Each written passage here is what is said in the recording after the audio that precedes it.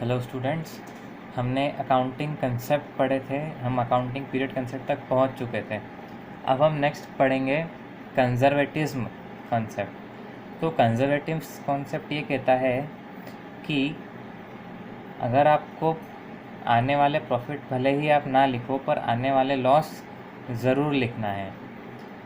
For example, a pharmaceutical company goes to losses. The case filed for patent right filed for a medicinal company likely to win a major legal dispute of a sale contract। यहाँ देखो, यहाँ ये बोल रहा है कि एक company है, उसके खिलाफ किसी ने अपील करी है।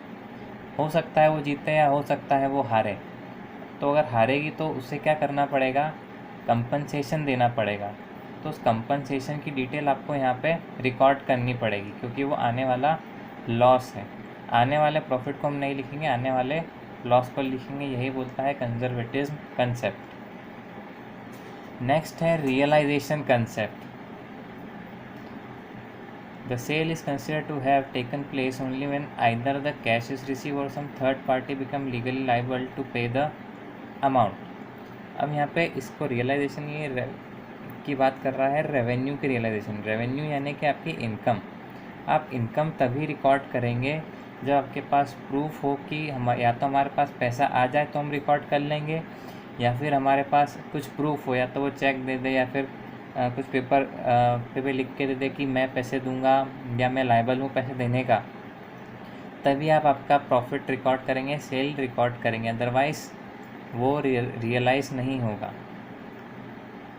नेक्स्ट है मैचिंग कंसेप्ट। अब मैचिंग कंसेप्ट ये बोलता है कि आपके एक्सपेंसेस और रेवेन्यू साथ साथ में चल रहे हैं। जैसे हमने पढ़ा था ड्यूअल एस्पेक्ट में, उसमें था asset equal to liability plus capital.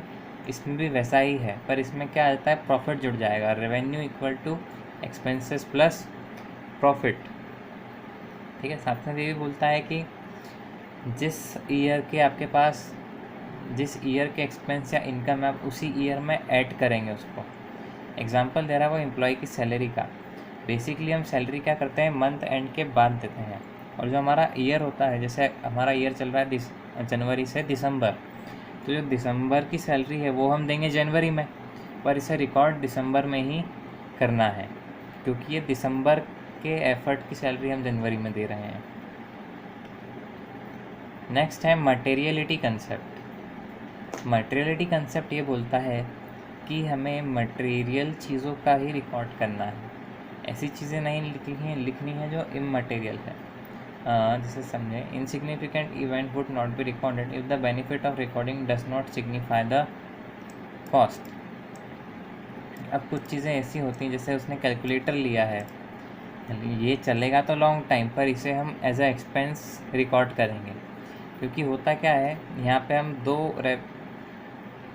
तीन टाइप के एक्सपेंडिचर होते हैं। हम देख लीजिए, पहले समझ लीजिए। एक होता है कैपिटल, सेकंड है रेवेन्यू, और थर्ड है डेफर्ड रेवेन्यू। जो कैपिटल एक्सपेंस होते हैं वो लॉन्ग टाइम की चीज़ों के लिए होते हैं। जैसे हम फर्नीचर खरीदते हैं, वो लॉन्ग टाइम यूज़ होंगी, तो वो हमारा क्या है? कैपिटल एक्सपेंडिचर है। सेकंड है रेवेन्यू एक्सपेंडिचर। रेवेन्यू एक्सपेंडिचर क्या होते हैं? जैसे सैलरी हो गई, एक बार देते हैं और ख़त्म। ये लॉन्ग टाइम के लिए नहीं रहता है, शॉर्ट टर्म के एक्सपेंसेस रहते हैं। और थर्ड है deferred revenue expenditure. Deferred revenue आता है कैपिटल और रेवेन्यू के बीच में। ये सिंगल ईयर के लिए रहते हैं, सिंगल ईयर से ज़्यादा के लिए रहते हैं, 2 या 3 साल तक के लिए रहते हैं।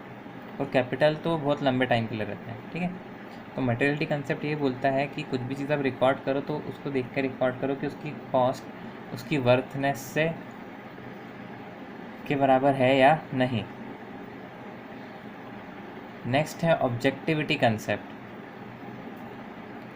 ऑब्जेक्टिविटी कंसेप्ट ये बोलता है कि आप कुछ भी ट्रांजैक्शन कर रहे हो तो उसका आपको क्या रखना चाहिए? एक एविडेंस रखना चाहिए। And evidence of the happening of transaction should support every transaction in the form of paper. ठीक है। तो जो भी आप ट्रांजैक्शन करो उसका एक एविडेंस होना चाहिए। बिना एविडेंस के आप कुछ भी रिकॉर्डिंग नहीं करेंगे। ठीक है। ये तो आपके कंसेप्ट हो गए। फिर है कन्वेंशंस। फर्स्ट है गोइंग कंसर्न। गोइंग कंसर्न ये बोलता है कि जो बिजनेस है वो कंटिन्यू रहेगा।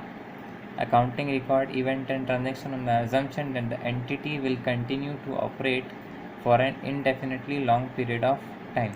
ये नहीं मान के चलेंगे कि हमने स्टार्ट किया और 1 साल में ख़त्म हो जाएगा या 6 महीने में ख़त्म हो जाएगा। हम ये मान के चलेंगे हर बार कि बिज़नेस जो है कंटिन्यूस चलता रहेगा, उस हिसाब से हम अपनी अकाउंटिंग करेंगे। सेकंड है कंसिस्टेंसी। अब होता क्या है, बिज़नेस में डिफरेंट टाइप की पॉलिसीज़ रहती हैं जो हम आगे पढ़ेंगे। पॉलिसीज़ रहते हैं, रूल्स रहते हैं जो हम फॉलो करते हैं। तो कंसिस्टेंसी ये बोलता है कि अगर आप 1 साल को एक रूल फॉलो कर रहे हो तो अगले साल उसे चेंज नहीं करना, उसी रूल को कंटिन्यू करना है। थर्ड है अक्रूवल कंसेप्ट। अक्रूवल ये बोलता है कि अक्रूवल बेसिस ये बोलता है कि भले ही आपने कैश पेमेंट किया हो या नहीं किया हो किसी भी चीज़ का, आपको जिस ईयर के एक्सपेंसेस या इनकम है आपको उसी ईयर में रिकॉर्ड करने हैं, whether it is received and not paid.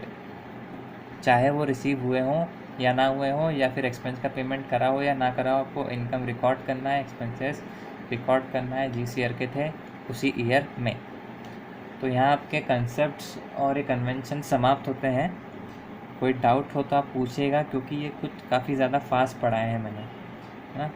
तो कोई भी डाउट हो तो पूछ लेना।